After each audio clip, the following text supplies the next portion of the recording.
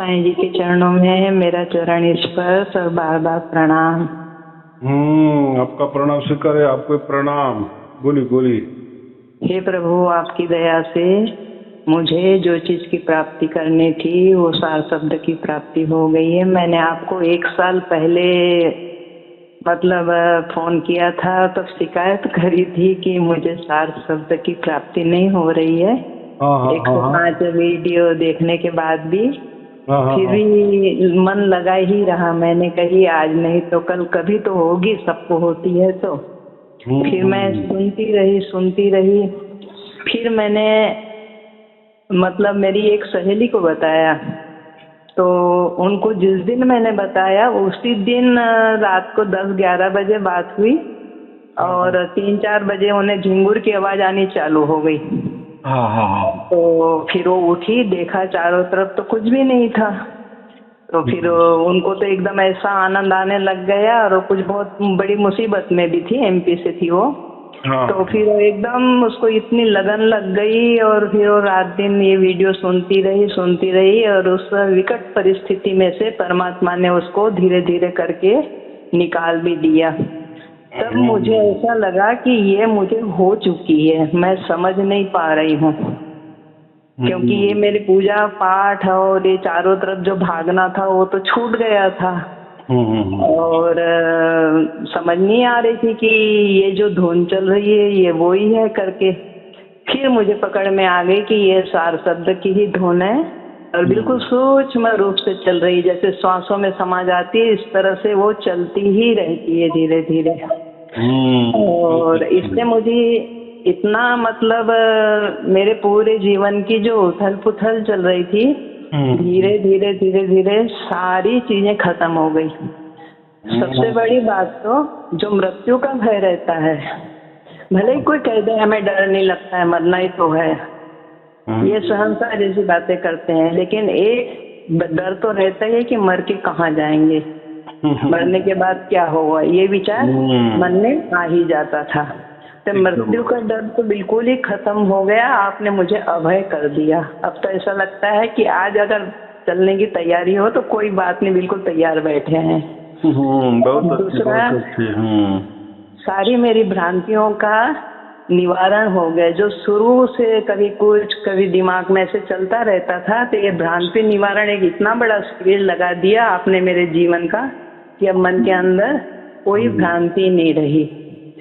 दूसरा, मैं शब्द और सुरती, इसको मैंने कई सालों से सुना था, और मैं इसमें पछती भी थी कि शब्द क्या होता है, सुरती क्या होती है, क्योंकि राधा स्वामी वाले भी इसको बहुत ज्यादा बोलते हैं, और भी धर्म वाले भी बोलते हैं, कबीर साहब भी बोलते हैं, और भी कोई इसको बोलते हैं, हमारे गुरुदेव भी कहते हैं। लेकिन ये समझ में नहीं आ रहा था कि शब्द क्या होता है, सुरती क्या होती है। लेकिन जब इस चीज को जाना, आत्मा और परमात्मा, परमात्मा है वो शब्द है, और आत्मा है सुरती। सुरती शब्द, ये दो चीज जो परमात्मा की है ये। तो जब इसको जाना तब ये हुआ कि अरे ये है, आत्मा अलग है, शरीर अलग है। इसका तो मन में विश्वास था कि मैं शरीर नहीं हूँ, लेकिन मैं अपने आप को आत्मा से अलग नहीं समझ पाती थी कभी भी कि ये आत्मा है और ये शरीर है। लेकिन आपके वीडियो के द्वारा ये दोनों चीजें ऐसी आपने बिल्कुल पृथक पृथक करके दिखा दी, तो एकदम समझ में आ गया कि जो आत्मा है वो परमात्मा से जुड़ी हुई है, और शरीर है वो अपना काम कर रहा है। दूसरा, मेरे गुरुदेव हमेशा कहते थे जीते जी मुक्ति। तो मुझे ऐसा लगता था जीते जी मुक्ति कैसे हो सकती है, क्योंकि जब तक मरेंगे नहीं तब तक कैसे पता चलेगा कि हम मुक्त हो गए। और फिर अगर मर भी गए तो फिर मरने के बाद तो किसी ने कुछ कहा ही नहीं है कि हम मुक्त हैं, कि ऐसा है कि वैसा है। तो जीते जी मुक्ति का राज तो कुछ तो होगा। लेकिन आपकी ये वीडियो सुनते सुनते इस चीज का भी पक्का हो गया कि जीते जी मुक्ति यही है।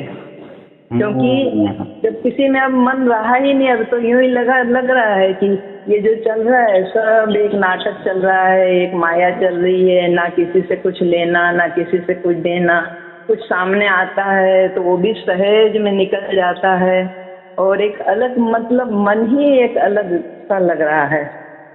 तीसरा, रात दिन जो देवी देवताओं में उलझे हुए थे उससे भी मन अब हट गया कि देवी देवता में हम क्यों कर रहे हैं, क्या कर रहे हैं, देवी देवता क्या है, ये प्रकृति क्या है, ये परमात्मा क्या है, ये भी आपकी वाणी के द्वारा क्लियर हो गया है। तो इतना आनंद आता है कि जिसकी तो तलाश जीवन भर थी उसे हम नहीं समझ पा रहे थे। आपकी कृपा ने ये चीजों को बिल्कुल एकदम मन से हटा दिया। दूसरा, पाप पुण्य से परे। हमारे गुरुदेव यही कहते थे कि पाप पुण्य से परे। तो पाप पुण्य से परे कैसे हो जाएंगे? यूं लगता था पाप तो हो ही जाता है और कुछ नहीं करेंगे तो न जाने क्या दशा होगी, फिर अगले जन्म में हमारी क्या वो होगी, क्या नहीं होगी। पर अब ये समझ में आ गया कि जब ये चीजें सब सामने हो जाती है, क्लियर हो जाती है, तो जीवन में अब ना तो पाप रहा कुछ और ना ही पुण्य रहा। जो कर रहा है वो परमात्मा करवा रहा है। तो आपकी कृपा से, आपके वीडियो से, आपकी वाणी सुन सुन करके ये सब चीजें क्लियर हो गई। और आपको बहुत बहुत धन्यवाद। जो शब्द कहूँ तो मेरे पास कोई इस शब्द के लिए शब्द नहीं मिल रहा है। और दूसरा, आपने ये कहा कि आप हो वो नाथ पुत्र हो, क्योंकि परमात्मा का ये नाद लखा दिया आपने। और आपके नाथ पुत्र के द्वारा अगर किसी को कुछ मिलता है, जैसे मैंने मतलब मेरे द्वारा 6 जनों को या 7 जनों को ये चीज की प्राप्ति हो चुकी है। तो थोड़ा संकोच में है इसलिए आपको फोन नहीं कर पा रहे हैं। एक ने तो आपको 2-3 बार कर भी दिया, पर इन लोगों को प्राप्ति हो चुकी है। और वो भी कहते हैं कि जी हम इतने आनंद में हैं, इतना अच्छा लग रहा है। अब तो वो 50 साल से शिव जी की पूजा करती थी। हाँ। एकदम दीवानी थी, पागलों की तरह। वो एक दिन भी वो चूकती नहीं थी। कितने यज्ञ, न यात्रा, न ये न वो न। जब शुरू में उसको मैंने बताया तो मतलब खूब माथा खाया उनने भी कि जी ऐसे कैसे हो सकता है। मैंने कहा समझ में आए तो सुनो, ना आए तो ना सुनो। तो बोले नहीं, मैं छोड़ तो नहीं सकती। मुझे आप पे विश्वास है कि आपने मुझे जब भी कोई लाइन बताई है तो मेरी लाइन हमेशा मतलब सही गई है, तो सुनूंगी तो सही। तो सुनते ही सुनते उसके ऊपर ऐसी कृपा बरसी कि वो सबसे आगे निकल गई।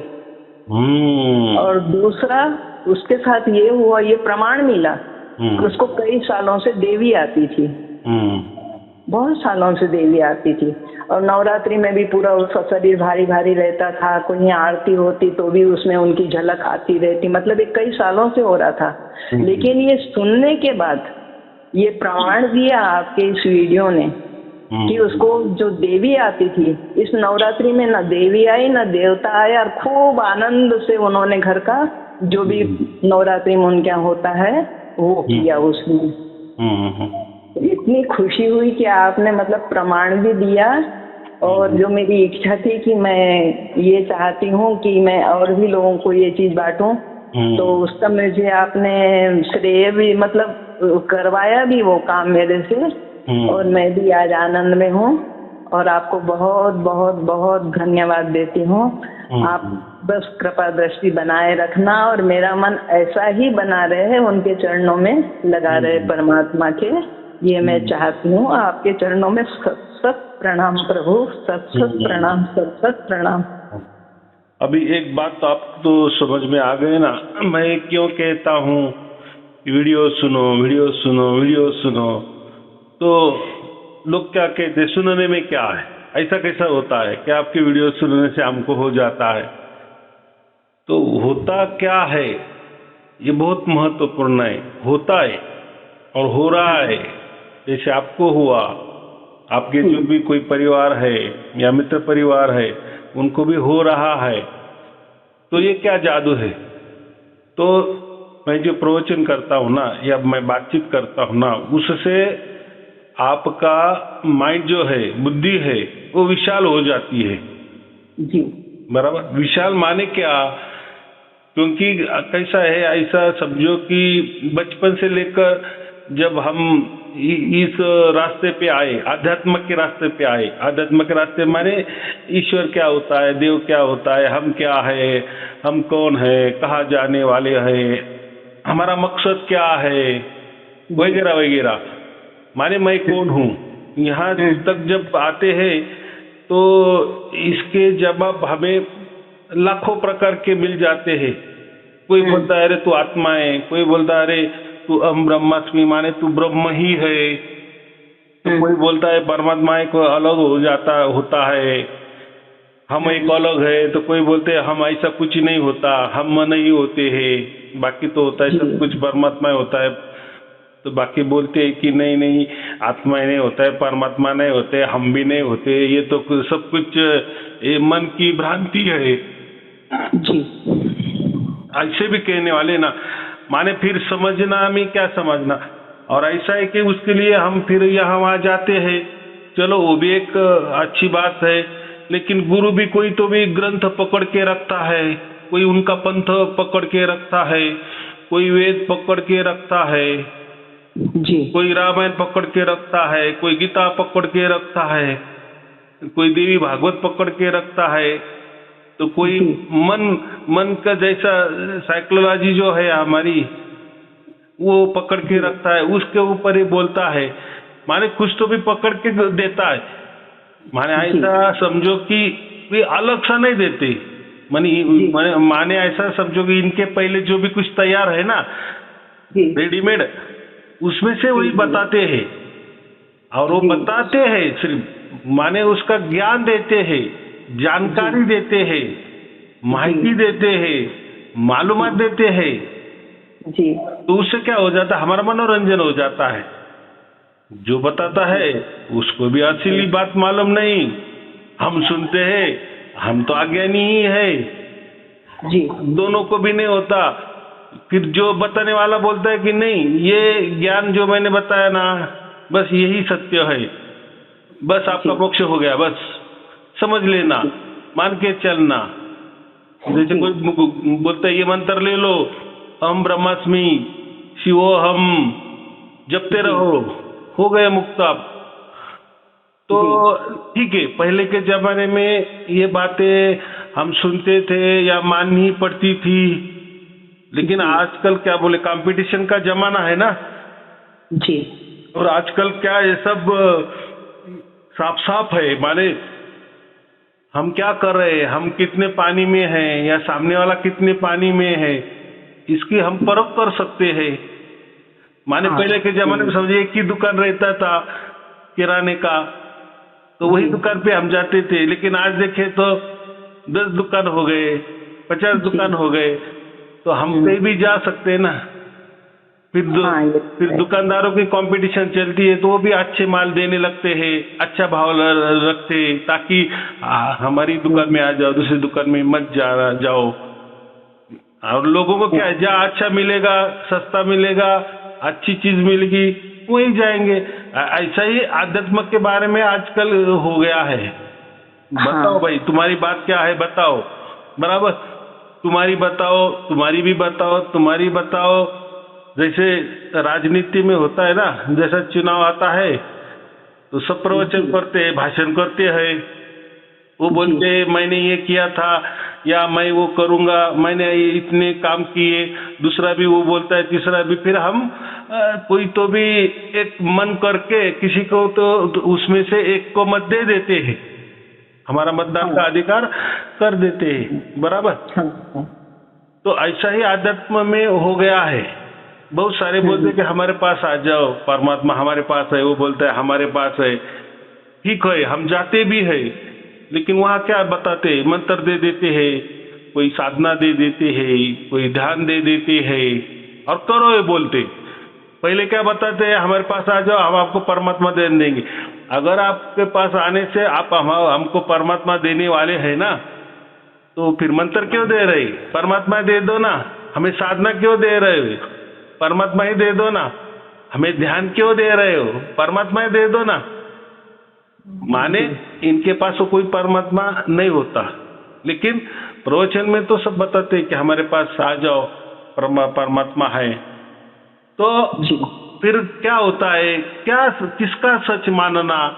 ऐसा लगता है कि सब बोल रहे कि मेरे पास परमात्मा है, मेरे पास परमात्मा है, फिर उनकी जो संगत देखी वो भी दुखियारी है। चलो दुख तो ये तो चलता ही है, हम एक सोच समझ के चलते हैं, तो हमने जन्म लिया है तो हर किसी को सुख दुख तो आने वाला ही है, बराबर जी। लेकिन असल बात में ये नहीं है। असल बात में क्या कहा है? धर्म अर्थ काम मोक्ष। जी लास्ट में क्या लिखा है? मोक्ष। हमें जी। मोक्ष चाहिए। जी हमको धर्म में तो क्या रखा है? जिसमें हम जन्म लेते हैं, जो माँ बाप जो धर्म के रहते हैं, वो तो धर्म हमको चिपक जाता है डिफॉल्ट, बराबर। बाद में धर्म के बाद आता है अर्थ। तो पैसा तो कमाना ही पड़ता है, पेट भरने के लिए, संसार के लिए पैसा तो चाहिए, वो भी ठीक है। तीसरी बात आती है काम। काम माने बच्चे पैदा करना। काम का दूसरा अर्थ हो जाता है कामना। तीसरा अर्थ होता है इच्छा। तो हम सब कुछ इच्छा भी करते हैं ना, इच्छा के बिना तो कुछ नहीं चलता, बराबर जी। इच्छा तो करनी पड़ती है। ये मुझे चाहिए, वो चाहिए, मुझे स्वर्ग चाहिए, मुझे ये माँ यहाँ जाना है, मुझे गुरु बनाना है, मुझे ये जानकारी चाहिए, ये सब कामना वाले विषय आ जाते हैं जी। और आखिरी में आता है मोक्ष, बराबर जी। इसकी बात को हम धर्म तो देखते हैं जी। अर्थ भी देख सकते हैं, पैसा भी देखते हैं कि नहीं, कैसा कमाया जाता है देखते भी है जी। रहे कामना, इच्छा भी हम बता सकते हैं सबको, या सबकी ख्वाहिशें होती है वो भी समझ सकते हैं। लेकिन ये जो मोक्ष वाला मामला है ये कोई बताता नहीं है। ये बोलते हैं हाँ हो गया समझो, बस हमारा सुनते जाओ, हो गया समझो। ऐसा कैसा? ये तो जीते जी तो कुछ तो भी हमें होना चाहिए ना। अब ऐसा है कि उसको कुछ हुआ नहीं तो वो क्या बताएगा, लेकिन बताने को तो सब कुछ बोलते हैं कि हाँ हाँ ऐसा ऐसा करते जाओ आपको मोक्ष मिल जाएगा, समझ के जाओ जी। लेकिन ऐसा कुछ नहीं होता। इतना तो अगर बोला है ना कि धर्म अर्थ काम मोक्ष, ये चार चीजें मनुष्य जन्म में मिलनी ही चाहिए। अगर ऐसा तो तीन चीजें तो हमें सब समझ में आती है जीते जी, उसमें तो हम रहते हैं संसार में, तीन चीजें तो है ही, ये तो सबको मालूम है। लेकिन ये चौथा वाला के मामले में ही सब कुछ अटक जाता है। तो बात ऐसी है, ये चौथा वाला मामला जो है हमें मनुष्य जन्म में ही मिलता है। लेकिन यहाँ गड़बड़ क्या होती है, ये जो तीनों है ना, धर्म अर्थ और काम जो है, ये तीनों हमारे प्रयत्न से मिलते हैं, हमारे कष्ट से मिलते हैं, या हमारे कर्म करने से मिलते हैं, भक्ति करने से मिलते हैं समझो, या डिफॉल्ट हमारे पास है ही, या आ ही जाते हैं, या कोई ना कोई दे ही जाता है, या हमारी इच्छा पूरी ही हो जाती है। ये तीनों सब समझ में आते हैं क्योंकि ये तीनों हमारे हाथ में है। लेकिन जो चौथा होता है ना मोक्ष, वो हमारे हाथ में नहीं है। ये कोई बताते नहीं, सब बातें करते हैं धर्म अर्थ का मोक्ष की, माने ऐसा मोक्ष भी घुसाड़ देते हैं कि वो जैसे तीनों हमारे हाथ में है ना, वो भी चौथा भी हमारे हाथों में है। और इसी में ही ये सब कुछ चल रहा है, लेकिन किसी को मोक्ष नहीं होता या नहीं समझ में आता। तो बात ऐसी है, प्रवचनों से हमें ये सब कुछ समझ जाता है। माने क्या होता है, प्रवचन से हमें ज्ञान आ जाता है। और ये जो मैं ज्ञान देता हूँ, ये कोई धर्म का आपको ज्ञान नहीं देता। मेरे प्रवचन आपने सुने होंगे बहुत सारे, कोई मैं धर्म की बात नहीं करता, कोई मंत्र की बात नहीं करता, कोई गुरुवाई की बात नहीं मैं करता, कोई मंत्र तंत्र ध्यान करना, साधना करना, कोई बंधने लगा लेना, कोई तपस्या करना, कोई व्रत वैकल्य करना, कोई पाठ करना, या यहाँ कहीं जाना, कहीं आना, या कहीं खर्चा करना, या कोई कुछ विचारों से रहना, ये बात नहीं होती। मोक्ष के लिए इसकी कोई जरूरत नहीं होती है। ये जो मैंने ये अभी सब बातें की, ये यही की यही, ये मिल भी सकती है, कोई दे भी सकता है, लेकिन मोक्ष देने का अधिकार ही परमात्मा ने उसके हाथों में रखा है ना। हाँ फिर हमने कितना भी तीर्थ यात्रा किए, कितने भी गुरु किए, कितने भी धर्म ही बदले, धर्म में भी रहे, उनके मुताबिक हम चले भी, सब कुछ उनके मुताबिक, कोई बंधने भी लगा लिया, जो भी सब कुछ किया। हाँ, लेकिन हाँ, मोक्ष का अगर अधिकार हमारे पास नहीं है तो ये करने से कैसा मिलेगा मोक्ष? वो परमात्मा ने उसके हाथ में रखा है। फिर यही गड़बड़ हो जाती है ना, क्योंकि हाँ, मनुष्य समझो अहंकारी होता है ना, ऐसा कैसा सब मेरे हाथों में है, सब मुझे समझता है, सब मैं ज्ञानी हूँ, तो ये चौथी बात हमारे हाथों में होगी कि नहीं? और लोग भी समझते हैं यार इन्होंने सब कुछ तीनों भी बता दिए, तो चौथा भी इनके पास होगा कि नहीं, या ऐसा ही होगा ना? ऐसा कैसे परमात्मा कोई दे, माने कोई विश्वास रखने को तैयार नहीं होता। परमात्मा ही हमें मोक्ष देता है या वो ही अधिकारी है, वो नहीं समझ। फिर मोक्ष अभी करने के लिए क्या करना है? तो मोक्ष माने ऐसा समझो कि एक ज्ञान हो जाता है, ज्ञान, परम ज्ञान। ज्ञान तो बहुत सारे हैं, सांसारिक भी ज्ञान होता है, पैसा कमाने का भी ज्ञान होता है, सबके लिए पेट भरने के लिए भी ज्ञान की जरूरत है। लेकिन ये जो मोक्ष के लिए हमें थोड़े परम ज्ञान की जरूरत होती है। अभी परम ज्ञान माने है क्या? हमारी उतनी विशाल बुद्धि करनी पड़ती है। फिर विशाल बुद्धि करनी माने क्या कि ये थोड़ा तय करना पड़ेगा कि ये जो भी धर्म ने अलग अलग रास्ते बताए, पंथों ने अलग अलग रास्ते बताए, गुरु ने अलग अलग रास्ते बताए हैं, तो इन्होंने यही के रास्ते तैयार किए हैं या यही कुछ तो भी इधर उधर की बातें जो तैयार है, रेडीमेड है, ग्रंथों में लिखी है, यही बातें बताते हैं और यही बातें बता के कोई मोक्ष में नहीं मिलता, बराबर? तो मोक्ष जो मिलता है वो खुद परमात्मा देता है और वो जीते जी देता है। ये ज्ञान जब हो जाता है, ये इतनी विशाल बुद्धि जब हो जाती है कि कोई धर्म के पास मोक्ष नहीं मिलने वाला, कोई गुरु हमें मोक्ष नहीं देने वाला, कोई पंथ हमें मोक्ष नहीं देने वाला, या हमारे हाथों में ही नहीं है, चाहे हमने लाखों बरस भी तपस्या की तो भी हमें मोक्ष मिलने वाला नहीं। तो मोक्ष फिर मिलता कैसा है? हम जब परम ज्ञानी बन जाते हैं ना, माने इतने विशाल बुद्धि के बन जाते हैं कि हमें ये समझ में आना चाहिए कि पृथ्वी तत्व जो है, पृथ्वी पर तो हम रहते हैं, बराबर? पृथ्वी तत्व से सूक्ष्म आप तत्व होता है, जल तत्व होता है कि नहीं जी? अभी सूक्ष्म माने क्या? सबसे बड़ा। सूक्ष्म माने सबसे बड़ा। लोग क्या समझते हैं? सूक्ष्म का मतलब छोटा। वो हम आकारों की बात नहीं करना, हाँ, आकारों की बात नहीं। अभी मैंने क्या कहा? पृथ्वी से सूक्ष्म माने जमीन से सूक्ष्म पानी है, तो हम जमीन पे पानी डाल दिए ऊपर से, तो पानी इतना सूक्ष्म होता है कि वो जमीन के अंदर उतरता है कि नहीं? सूक्ष्म है इसलिए उतरा ना जी, इसलिए वो मिट्टी के जरे जरे में पहुंच गया, बराबर जी। अगर वो मिट्टी है, मिट्टी के ऊपर हमने पत्थर डाल दिए ऊपर से, तो वो घुसेंगे क्या बीच में? क्योंकि वो सूक्ष्म नहीं है। तो सूक्ष्म का मतलब व्यापी, ज्यादा वो बीच में जा सकता है और सूक्ष्मता में जा सकता है, फैल सकता है, बड़ा हो सकता है। तो पृथ्वी से बड़ा जल होता है, माने सूक्ष्म जल होता है, सूक्ष्म से जल, जल से सूक्ष्म अग्नि होता है, बराबर? ठीक। हाँ, जहाँ अग्नि है वहाँ हमने आग लगा दी, माने आप जैसे किचन में कोई पातेले में पानी लेते हो, थोड़ा पानी ले लो, आग नीचे से गैस लगा दो, तो वो जल का क्या भाप हो जाती है कि नहीं जी? माने अग्नि वो जल में इतना घुस जाता है, आर पार घुस जाता है कि उसका भाप ही बना देता है। माने जल का सूक्ष्म क्या हो गया? अग्नि हो गया जी। और अग्नि से सूक्ष्म हम क्या बोलते हैं?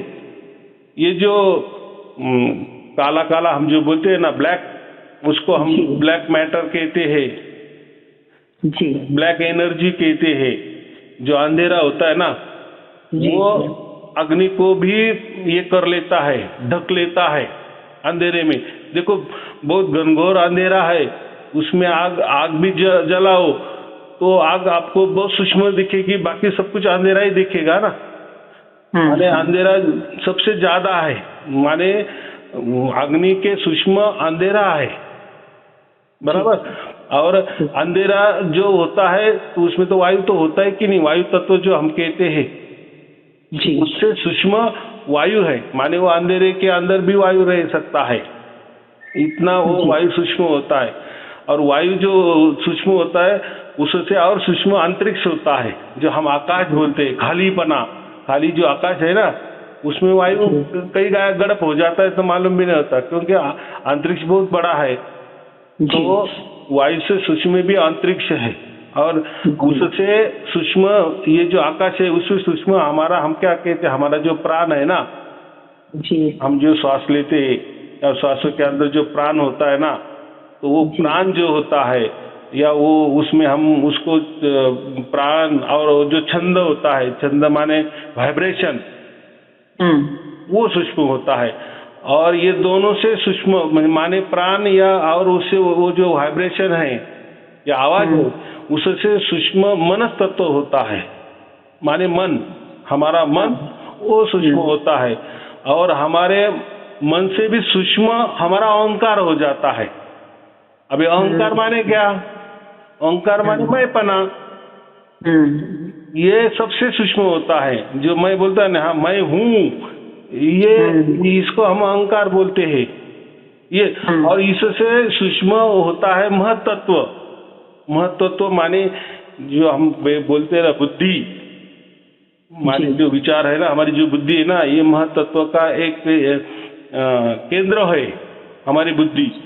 माने बुद्धि, देखो मैंने क्या कहा कि पृथ्वी से आप तत्व से अग्नि तत्व सूक्ष्म है, अग्नि तत्व से ब्लैक काला जो ब्लैक एनर्जी हम बोलते हैं वो सूक्ष्म है, उससे वायु सूक्ष्म है, उससे अंतरिक्ष सूक्ष्म है, उससे प्राण और जो वाइब्रेशन वो सूक्ष्म है, उससे मन सूक्ष्म है, और मन से भी अहंकार सूक्ष्म है, और उससे महत्त्व जो हम बुद्धि में कहते हैं ना, वो और सूक्ष्म है, बराबर।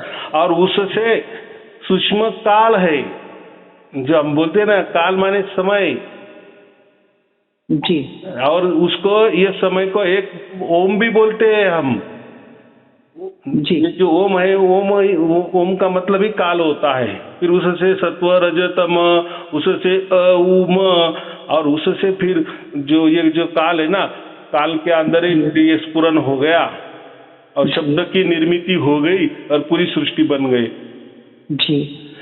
तो और ये सृष्टि जिसमें बन गई उससे सूक्ष्म, माने एक काल से ही सूक्ष्म प्रकृति होती है, बराबर। लेकिन ये सब कुछ जड़ में आ गया है जी। काल तक जो भी है, माने काल के अंदर जो सृष्टि उत्पन्न होती है वो वापिस कुछ करोड़ों बरस रहती है, बाद में वापिस उतनी करोड़ बरस वो छुप जाती है, बराबर जी। तो मुझे क्या कहना है कि इतना हमें सूक्ष्मता में जाना पड़ता है जी। तो ये काल जो तत्व है, जो ओम तत्व है, उससे जो शब्द निकलते हैं और ये सब शब्दों से ये सृष्टि बनी है। लेकिन ये जो भी कुछ सब कुछ है, ये हम उसको बोलते हैं प्रकृति में ये सब कुछ होता है। तो ये जो प्रकृति होती है ना, तो ये आदि अनादि होती है जी। ये आदि अनादि होती है। जैसे हमें हमारा शरीर है, तो शरीर हम क्या कहते हैं, शरीर को प्रकृति कहते हैं जी। देखो ये प्रकृति, तो इसलिए हम बोल रहे हैं ना, और प्रकृति इसलिए तो काल है, फिर काल ने ये पूरी सृष्टि बनाई है। तो जैसा हम है वैसा हम बोलते हैं ना, अंड और पिंड और ब्रह्मांड है, तीनों भी एक ही है, ऐसा हम कहते हैं ना। जैसे हमारा शरीर है वैसी प्रकृति है, तो ये दोनों में भी चलता है जी जी। तो ये ज्ञान होना चाहिए कि हमारे जो काल है उससे ये पूरी सृष्टि निर्माण हो गई है, ये अनंत ब्रह्मांड जो है वो ये निर्माण हो गए है, बराबर। लेकिन जिस प्रकृति में ये सब कुछ हो गए, ये जो मैंने अभी सब कुछ बताया जी, ये जो प्रकृति है ये भी आदि अनादि से है, बराबर। अभी इससे सूक्ष्म कौन है फिर? ये इससे सूक्ष्म हम आत्मा है। आत्मा है। आत्मा है जी। ये जो हम आत्मा जो बोलते हैं ना, ये चेतन पदार्थ है, एक प्रकार का चैतन्यता है हमारे अंदर।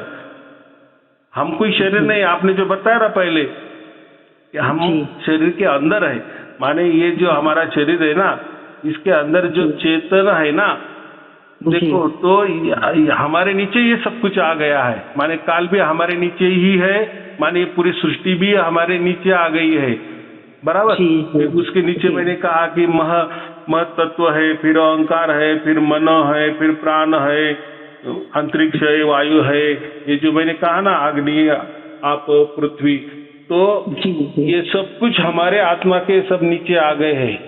और ये जो प्रकृति है ये जड़ है, लेकिन है अनादि, आदि अनादि है, से है, उसका कभी नाश नहीं होता। वो प्रकृति का, सृष्टि का नाश होता है। सृष्टि जो बनती है वो प्रकृति में बनती है, माने प्रकृति एक आंगन है, फिर आंगन में हम घर बनाते हैं, वैसे सृष्टि समझो घर है, तो घर कभी बन भी जाता है, जो भी बनता है वो वापिस बिगड़ता भी है जी, तोड़ भी दे सकते हैं ना, पुराना हो गया तो। लेकिन ये वो जो जिस जमीन पे हो गया, वो जो जमीन है वो आदि अनादि से, उसको हम प्रकृति कहते। ये सब प्रकृति के अंदर वाला खेला है जी। और ये प्रकृति के भी ऊपर हम है, माने हम आत्मा है। लेकिन अभी क्या है, हम आत्मा एक जगह है, हम एक जगह है, और हमारे से और सूक्ष्म कौन है? परमात्मा है। ये ऐसा सब कुछ गड़बड़। तो अभी इसमें क्या समझना है, प्रकृति भी आदि अनादि से है, उसमें सब कुछ हलचल हो जाता है, निर्मिति हो जाती है, ढय हो जाता है, माने जन्म है, उसमें पालना है, उसमें मरण है, ये सब कुछ आत्मा के बाद, बराबर। और हमारे आत्मा को भी, या ये सबको जिसने बनाया है वो होता है परमात्मा, उसको हम ईश्वर भी कह सकते हैं, बराबर। ये समझ आनी चाहिए इतनी। तो समझ में अभी क्या आना चाहिए हमें कि प्रकृति भी सत्य है। प्रकृति माने सत्य, माने आदि अनादि से है, नाश होता नहीं है। नाश सृष्टि का होता है, उसके ऊपर जो सृष्टि बनती है, कई करोड़ों करोड़ों करोड़ों साल बनती है, वापिस कुछ दिन रहती है, कुछ करोड़ों करोड़ों बरस रहती है, और फिर बाद में वापिस कुछ करोड़ों करोड़ों बरस के बाद वो उसका नाश हो जाता है। सृष्टि का होता है, लेकिन प्रकृति वैसी की वैसी रह जाती है, वो जैसी जिस स्थिति में है वही, इसलिए उसको हम आदि अनादि से कहते हैं। वैसा ईश्वर भी आदि अनादि से ही है जी। ईश्वर का भी कभी नाश नहीं होता, माने परमात्मा भी आदि अनादि से है, और रहे हम भी आदि अनादि से है, तीनों भी आदि अनादि से है। ये तीनों है, इसलिए ये सब कुछ चल रहा है। ऐसा समझो, हमारे जीवों के लिए, हमारे आत्मा के लिए परमात्मा ने ये प्रकृति में ये सृष्टि बनाता है, हमारे लिए बनाता है जी। और हम फिर उसमें बोलते हैं ना कि हमारे खेलने के लिए दिया है, समझो। फिर हम जैसे कर्म करते हैं, कर्म माने खेला समझो, जैसा हमारा खेला होता है उसी हिसाब से हमारा सब कुछ चलता है। तो ये ज्ञान कोई बताता नहीं, माने ये समझता नहीं किसको क्या है क्या नहीं है। सब बोलते हैं कि नहीं ना, आत्मा ही परमात्मा है। प्रकृति की बात छोड़ो, प्रकृति को सृष्टि समझते हैं, सृष्टि को प्रकृति समझते हैं।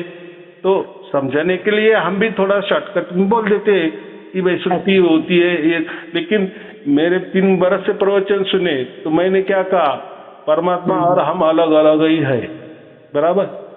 तो जैसे अलग अलग है तो परमात्मा ही अलग है, हम भी अलग है। और ये जो जिसमें सृष्टि बनती है वो प्रकृति जो मेन बेस है वो भी आदि अनादि से है। ये तीनों ही आदि अनादि से है। तो परमात्मा जो होता है प्रकृति का सहारा लेकर सृष्टि बनाता है, लेकिन वो हमारे लिए बनाता है, बराबर। ये सब हमको समझ में आना चाहिए, इसको बोलते हैं ज्ञान।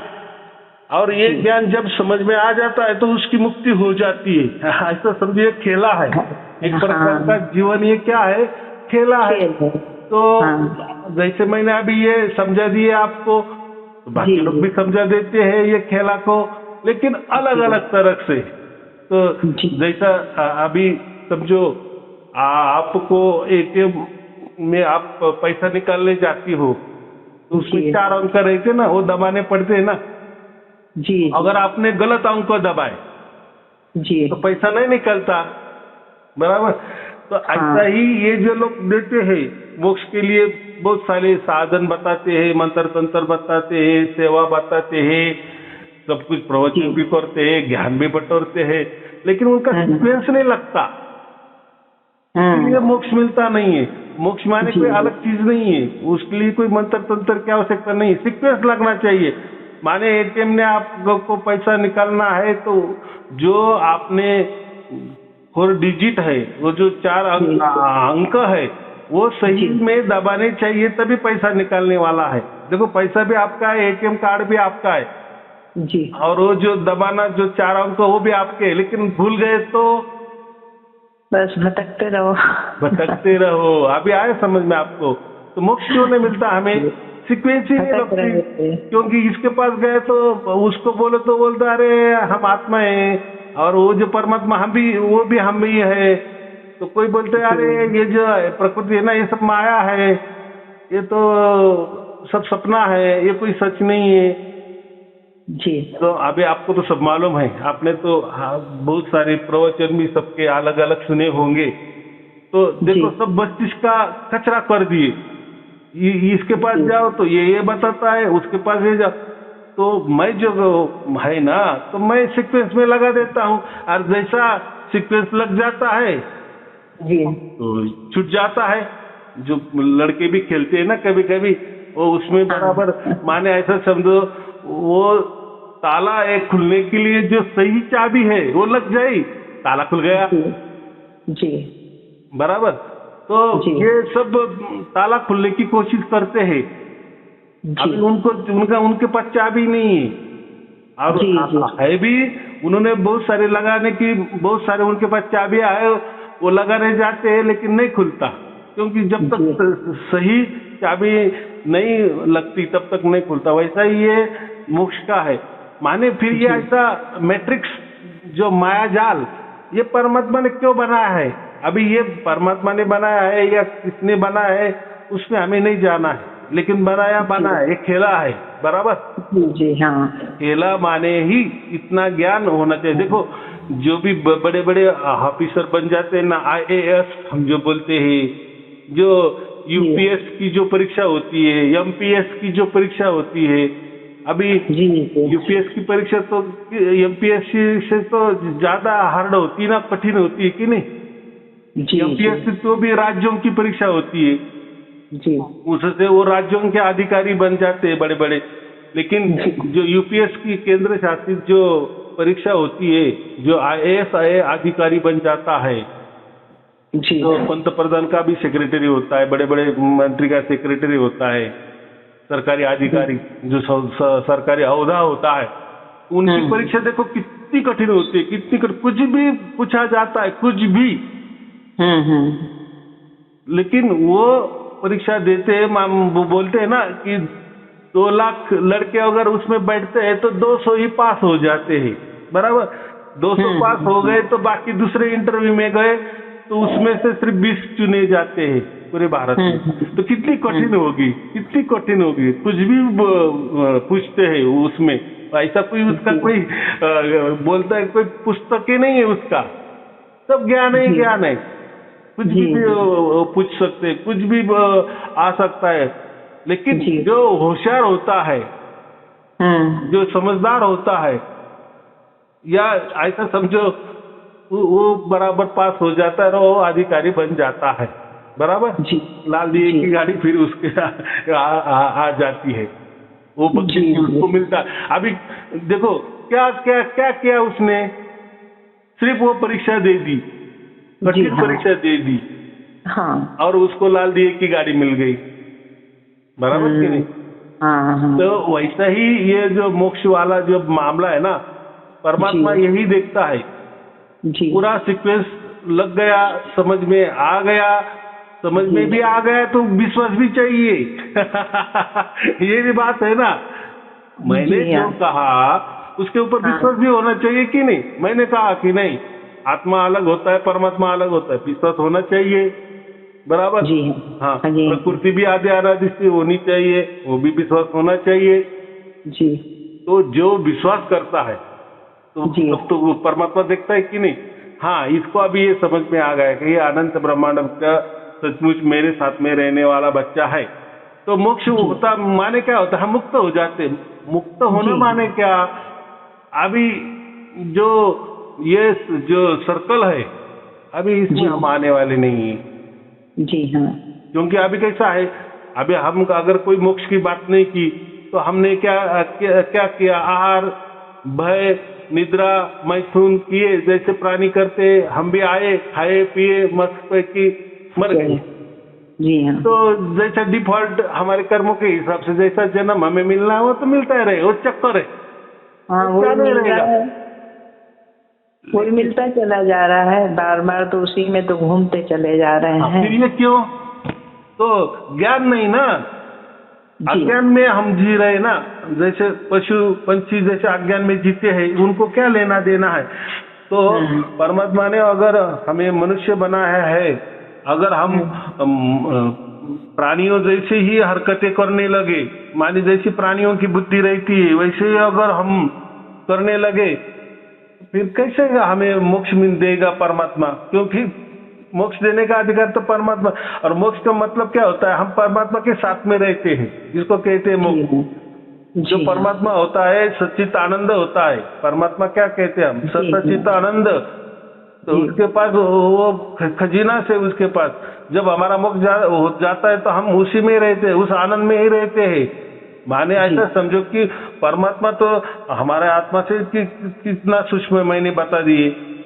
तो उसकी जहाँ तक पहुँच है वहां तक जाने में हम सक्षम हो जाते हैं वो ज्ञान में। तो ये तो सृष्टि तो बनती है बिगड़ती है, ये सृष्टि में भी हम कहीं भी जा सकते हैं। ये तो अनंत सृष्टि, अनंत सृष्टि माने एक से दो या दो से तीन या अनंत गिनना माने अनंत ब्रह्मांड उसको नहीं कहते। अनंत ब्रह्मांड माने ये ब्रह्मांड इतना बड़ा है, इतना बड़ा है कि अनंत बड़ा है, इसको हम अनंत ब्रह्मांड कहते हैं। जी जी। तो ये अनंत ब्रह्मांड है। तो ये अनंत ब्रह्मांड में तो ईश्वर तो जरे जरे में है कि नहीं। जी हाँ। तो जब हम मोक्ष के अधिकारी बन जाते हैं तो जहाँ जहाँ भी परमात्मा होता है वहाँ वहाँ तक हम जा सकते हैं। क्योंकि अभी देखो वो अब हमारा बाप है ना। जी हाँ। जैसे राष्ट्रपति होता है और उसकी बीबी होती है, तो राष्ट्रपति बीबी तो राष्ट्रपति नहीं होती ना। नहीं नहीं। लेकिन उसका घरवाला राष्ट्रपति होता है, तो वो जहाँ जहाँ भी जाता है, जिस देश में जाता है, तो उसके साथ उसकी पत्नी आती है कि नहीं। जी हाँ। उसका फायदा मिल जाता है कि नहीं। लेकिन राष्ट्रपति कौन है, उसका पति। वो राष्ट्रपति है क्या, नहीं। लेकिन जो मान सम्मान राष्ट्रपति को मिलता है तो उसके पत्नी को भी मिल जाता है कि नहीं। जी हाँ। तो ऐसा ही है, हम जब हमें मोक्ष मिलता है तो हम परमात्मा जहाँ जहाँ है तो वहाँ तक हमारी भी पहुँच हो जाती है। लेकिन माने परमात्मा के गोद में ही रहते, परमात्मा के साथ में ही रहते हैं, ऐसा समझो। लेकिन परमात्मा इतना विशाल है, अगर इतना अनंत ब्रह्मांड में उसका फैलाव है, उसका कारोबार है, तो फिर देखो परमात्मा की प्रॉपर्टी हमारी प्रॉपर्टी हो जाती है। लेकिन ये लोग ज्ञान अलग देते हैं कि मोक्ष माने हम परमात्मा बन जाना। ये गलत है ना।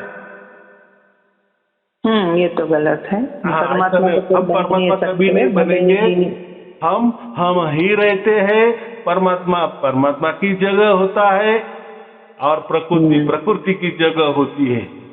देखो ये तीनों जो है ना, तीनों है इसीलिए सब कुछ चल रहा है। जी। प्रकृति है इसीलिए तो सृष्टि बनाई जाती है। जी बराबर। और सृष्टि बनाते हैं तो सृष्टि किस लिए बनाते हैं, हम बच्चों के लिए बनाते हैं, खेलने कूदने के लिए। लेकिन हमारा खेलना कूदना बंद हो गया और हमें अभी सब समझ में आ गया। हम ज्ञानी बन गए, परम ज्ञानी बन गए, शाहने बन गए, होशियार बन गए, कारोबार संभालने लायक बन गए, ऐसा समझो। जैसे हम लड़का हमारा छोटा होता है तब तक हम क्या बोलते हैं, चलो खेलो। खेलो माने कोई शिक्षा करो, कोई अभ्यास करो, कहाँ जाना है वो करो, बराबर अच्छी तरह से ज्ञान ले लो। लेकिन जब शहाना हो जाता है पूरी तरह से, हम समझते कि अभी इसका पूरा शिक्षण हो गया है, पूरी शिक्षा ये इसने हासिल की है, अभी ये सियाना भी हो गया है, चलो अभी इसका विवाह भी कर दे और बाप का जो कारोबार है उसको भी बाप भी सौंप देता है ना, या उसमें भागीदारी बना लेता है, अभी तू ये संभाल वो संभाल। तो हमारा परमात्मा बाप तो कितना बड़ा है, ये तो मैंने शरीर का बात की, लेकिन परमात्मा तो कितना बड़ा है, उतना तो उसका तो कितना क्या है, ये तो सब कुछ सृष्टि उसकी। और ये सृष्टि तो भी छोटी जगह बनती है, बिगड़ती है, लेकिन सृष्टि के भी आगे प्रकृति तो बहुत बड़ी है। तो इतना बड़ा कारभार तो उतना हमें जाना नहीं है, लेकिन हम उतने लायक बन गए कि हमारे बाप की प्रॉपर्टी क्या है, ये इतना भी अकल हमें आ गई ना। परमात्मा क्या होता है, अरे परमात्मा माने कोई प्रकृति नहीं होता, प्रकृति अलग ही बात है। हमारा बाप है माने ये प्रकृति में ही सृष्टि बनाता है, और सृष्टि भी कितनी बड़ी होती है, वो भी अनंत होती है, उसको ब्रह्मांड कहते हैं ना। ये सृष्टि को हम ब्रह्मांड कितना विशाल है, और उसके बाद में भी प्रकृति तो बचती है कि नहीं, तो क्या हम कुछ वो सोच भी नहीं सकते, इतना बड़ा कारोबार है हमारा। तो उस बड़े कारोबार को हाथ में लेना या उसका अधिकारी बनाना या उसका मालिक बनाना, ऐसा समझो थोड़ी देर के लिए। जैसे मैंने कहा ना कि जो कोई ज्यादा अमीर आदमी है उसके बच्चे के लिए वो कुछ तो भी कारोबार उसके हाथों में दे देता है ना, जब वो शहाना बन जाता है, छोटे से जब बड़ा बन जाता है, संज्ञान में हो जाता है। वैसे भी हमने अगर मोक्ष के काबिल बन गए या हमें मोक्ष देना है, माने परमात्मा उसके अधिकारी लायक हमें जब बनाता है, तो हमको उतना ज्ञान भी चाहिए। अगर हम पृथ्वी का ही ज्ञान पकड़ के रखेंगे कि पृथ्वी पे ये धर्म होते हैं, वो धर्म होते हैं, ये धर्म में ऐसी सीख मिलती है, वो पंथ में ऐसा होता है, गुरु, अरे ये तो यही की बातें है ना, ये पृथ्वी की बातें है ना। और ये जो धर्म ग्रंथ है, धर्म बने, पंथ बने, ये तो सब यही की बातें है।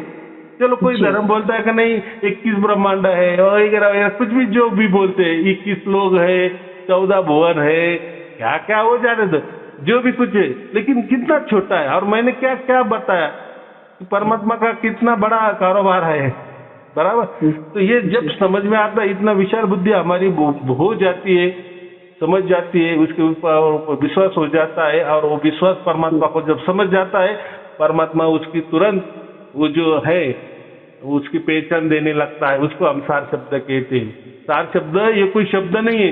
देखो मैंने तो क्या कहा, जो काल होता है ना,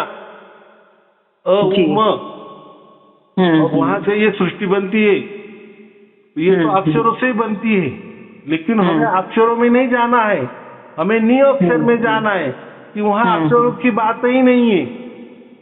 और ये अक्षर जो है, ये तो सब हमें दिख रहे हैं ना, पूरे ब्रह्मांड में हम जान सकते हैं। वैज्ञानिक के आजकल उतनी दूरबीन भी निकल गई है, थोड़ा सा तो हम सोच सकते हैं ना, थोड़ा विचार भी कर सकते हैं या समझ भी सकते हैं कि हाँ ये ब्रह्मांड होता है, ऐसा ऐसा होता है, ये ग्रह होते, तारे होते, थोड़ा ज्ञान तो हमें भी आ जाता है ना। जी ये तो है, पर ये शरीर और आत्मा जो आपने पृथक कर दी ना, उसके बाद तो जितनी भी दिमाग के अंदर बुद्धि थी, क्योंकि मैं भी बहुत लंबे टाइम से अध्यात्म से ही जुड़ी हूँ, मेरे गुरु हैं तो बहुत पहुंची हुई हस्ती हैं, वो बोलते थे लेकिन सिर के ऊपर से निकल जाती थी और लगता था ऐसा तो बोलते हैं, ये तो बात है, ये तो बात है।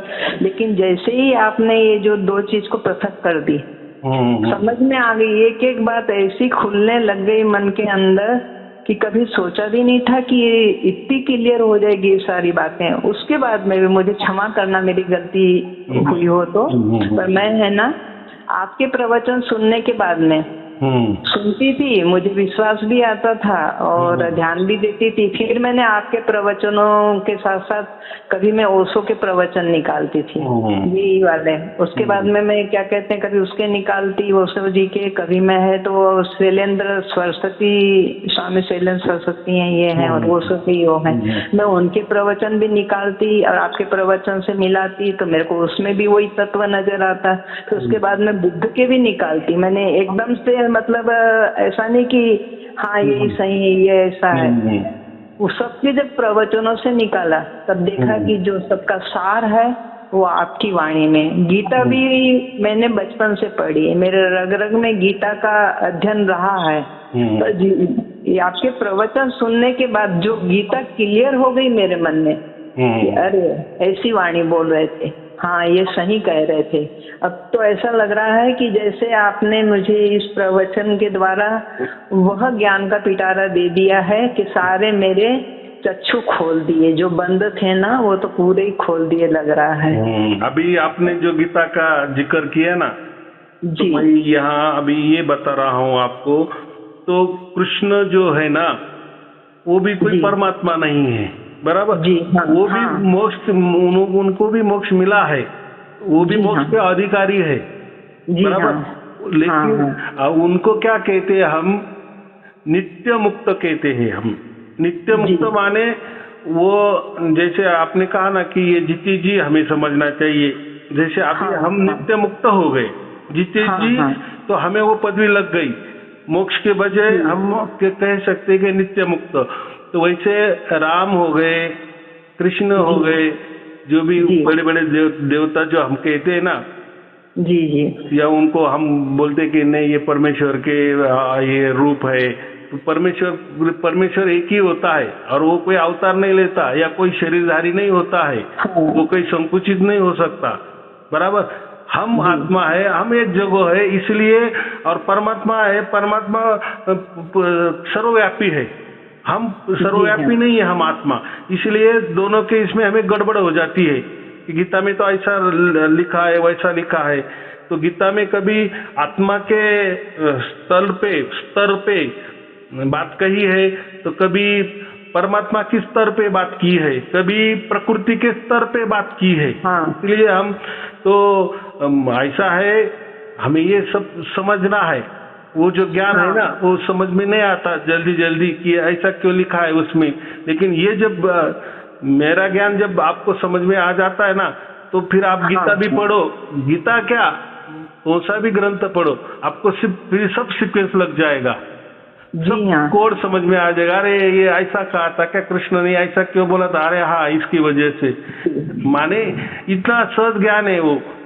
लेकिन ऐसा है कि ये भी ज्ञान हमारे भाग्य से ही मिलता है, बराबर। अब करोड़ों लोग हैं, हम कितना बोलते हैं 800-900 करोड़ लोग हैं, तो ये ज्ञान किसको, ये जो नित्य मुक्त कितने लोग हो गए, वो तो पहले तो हो ही गए। नित्य मुक्त माने अभी मैंने क्या कहा, जीते जी मुक्ति जी, हाँ। और हम हमेशा के लिए नित्य मुक्त ही हो गए हैं, हमेशा के लिए। और सबको मोक्ष की कोई जरूरत नहीं है, माने सब कोई मोक्ष की बातें नहीं करते, उन्हें मोक्ष भी मालूम नहीं है, और वो क्या होता है किसके साथ खाया जाता है वो भी मालूम नहीं है, और उनको कोई लेना देना भी नहीं है, बराबर। तो ये जो सब है बराबर, सब कुछ सीक्वेंस में चलता है, तो जिसका भाग्य होता है उसी को मोक्ष मिलता है, माने वो ही नित्य मुक्त हो जाते हैं हमेशा के लिए। जैसे मैंने कहा राम भी नित्य मुक्त हो गए हैं, जीते जी उनको मोक्ष मिल गया है, कृष्ण जी की नित्य मोक्ष मिल गया है, लेकिन वो परमात्मा नहीं है या कोई ईश्वर नहीं है, लेकिन उन्होंने भी ये सब कुछ जान लिए थे, इसलिए वो बड़े हो गए। पूरा ज्ञान था उनको, पूरे सृष्टि का ज्ञान था, पूरे ब्रह्मांड का ज्ञान था, पूरे प्रकृति का ज्ञान था, पूरे परमात्मा का ज्ञान था, पूरे आत्मा का ज्ञान था, इसलिए वो श्रेष्ठ बन गए उस जमाने में। वो कोई छोटे मोटे राजा थे ये वो नहीं, वो तो वो देखो अभी वो उनको बहुत सारे बरस भी हजारों साल हो गए, वो स्थिति में वो अलग ही चीज है, उसमें हमें जाना ही नहीं है, क्या करना है। हाँ जी हाँ। अभी मैंने बता दी बस यही होता है। तो मोक्ष मिलना माने कोई आयरे गहरे का या बोलते हैं ना कि छोटी बात नहीं होती है। इसके लिए उतनी यही चाहिए, उतना दिल बड़ा चाहिए, माइंड भी बड़ा चाहिए, समझने की उतनी ये चाहिए, प्रबल इच्छा चाहिए। बराबर। अभी आपने इतना अभ्यास किए इसलिए मुझे इतना पूछ लिए, बाकी लोग तो छोटे छोटे पूछते हैं तो उसके ऊपर मैं छोटे छोटे जवाब देता हूँ, और मैं इतना जवाब ऐसा देता हूँ कि उनको सहज में समझ में आ जाए जी। नहीं तो ये बातें तो बहुत बारीक बारीक है, लेकिन वो क्या करना है, अपना कैसा क्या हो गया है, पहले हो गया और बाद में अभी क्या है ये अभी हम समझ रहे हैं। बराबर। इसको क्या बोलते हैं, प्रैक्टिकल बोलते हैं। बाकी लोग क्या करते हैं, बस पढ़ो, ये करो, वो करो, करते रहो, फिर आगे क्या होगा कुछ मालूम नहीं। हमने ऐसे करते करते चल रहे हैं, आप भी करते करते चलो। और अपना यहाँ उल्टा है, उल्टा माने पहले हमें प्राप्त हो गया, और जब प्राप्त हो गया तो उस खुशी में हमें ये भी समझ में नहीं रहा है कि ये प्राप्त हो गया है, ये असली है या नकली है, ये क्या है क्या नहीं, ये भी नहीं समझ रहा है। देखो परमात्मा की कृपा कितनी हो गई हमारे ऊपर, लेकिन परमात्मा ने वो प्रबंध किया है ना, आपको जो हुआ है उसके बारे में बोलने वाला, कहने वाला, समझा देने वाला है ना। मैं वही काम करता हूँ ना। जी हाँ, मुझे तो कोई भी कैसा भी सवाल किए तो मैं वो जवाब देने वाला, लेकिन सामने वाला भी उतना ऊंची वाला चाहिए ना।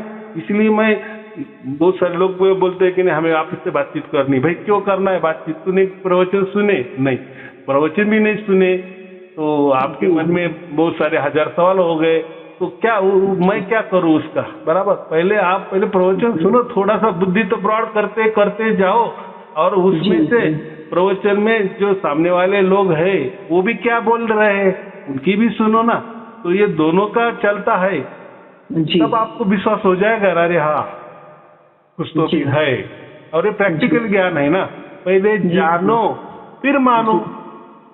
बराबर। और ये जो हम बोलते रहे, कोई गाँव भोजने ना, कोई भी आए और कोई भी लेके जाए, तो ऐसा है जिसका भाग्य होता है उसको प्रवचन मिल जाते हैं, उसको मिल भी जाते हैं। जैसे अभी आपने बोला कि मेरे जो परिवार के लोग हैं उनको भी हो गया। जी हाँ, मेरे हो गए माने क्या है, उनका भाग्य हो ही गया था, बस एक आप निमित्त मात्र बन गई। हाँ, ये इसमें मेरी सखियों ने तो अच्छे से पकड़ लिया और बेचारी बड़े प्रेम से सुन रही। प्रभु मैं आपसे एक प्रार्थना कर रही हूँ कि एक सखी है, वो करीबन 1 साल हो गया कंटिन्यू सुन रही है, पर उसको है ना समझ में नहीं आ रहा है कि मुझे धुन की प्राप्ति हुई कि नहीं हुई, पर वो ये भी कह देती है साथ में, नहीं हो तो मत हो दीदी, पर सुन करके बोले बहुत अच्छा लगता है और मन शांत हो जाता है बोले। अभी मैंने कृपा करो कि वो भी समझ जाए इस चीज को। तो उसको आया समझ में मुझे, लेकिन मैंने क्या कहा, ये ज्ञान का विषय है। ज्ञान का माने ये परम ज्ञान वाला है। ज्ञान तो बहुत सारे पंडालों मिलता है, ज्ञान बटोरते हैं, लेकिन ये परम ज्ञान वाला विषय।